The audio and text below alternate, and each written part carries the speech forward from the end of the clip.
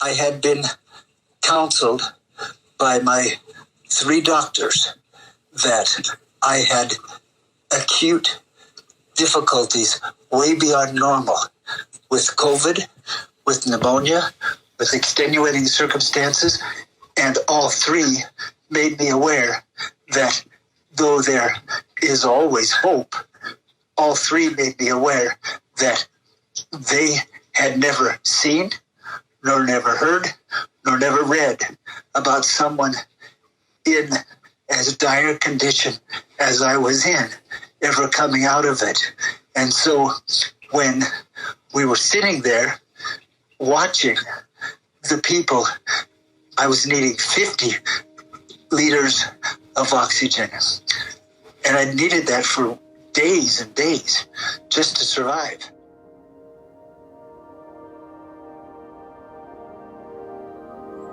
We need to tell you what all the things the doctors said about the impossibility, about that I could stay on if I wanted to, but they had never seen anyone recover from the extreme I had a lot more complications than we knew about. Tell you just for a second what happened. So Hal is on his 60 liters and the occupational therapist comes in and he can stand and raise his arms and stuff, but he's still on the 60 liters. We don't know anything's happened. And then he sits down again. In walks this nonchalant nurse and she takes his machine off. And I'm like, freaked. I'm like, he's not gonna have any oxygen. You just don't take it off like that. And I didn't say that. I got to be there. And she puts that nasal cannula on his nose and says, I think we're gonna move this down to 10 liters. And Hal and I are just stunned. And I'm thinking, he's gonna die. And then it went down.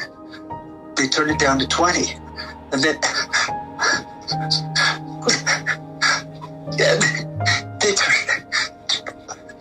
turned it down to 10. They turned it down to 5.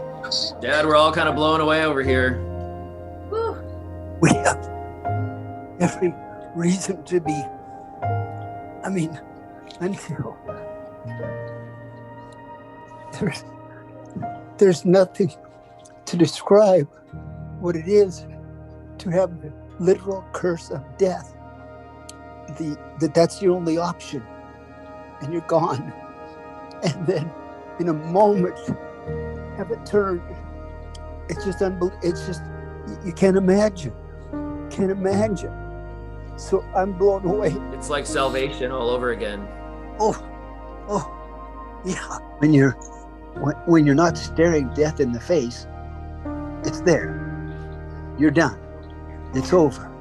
There's no joy in the world like staring into Jesus' eyes and saying, well, I was blind along the way, but what I saw, I gave myself to believe and to walk in. And I was blind, but what I saw. And there's no joy in the world like I had with Jesus as I was planning on being through. And then to all of a sudden have it flip and have life again. And I have no explanation. No one has any explanation other than God had to step in and say, for whatever reasons, and I'm a poor, weak beggar deserving nothing, but for whatever reasons, including, I think, a whole bunch of you were praying, God saved my life. And so I believe with all I have that I've been miraculously touched by the living God. And I was fighting. And I should have been gone. But God. So that's just unbelievable.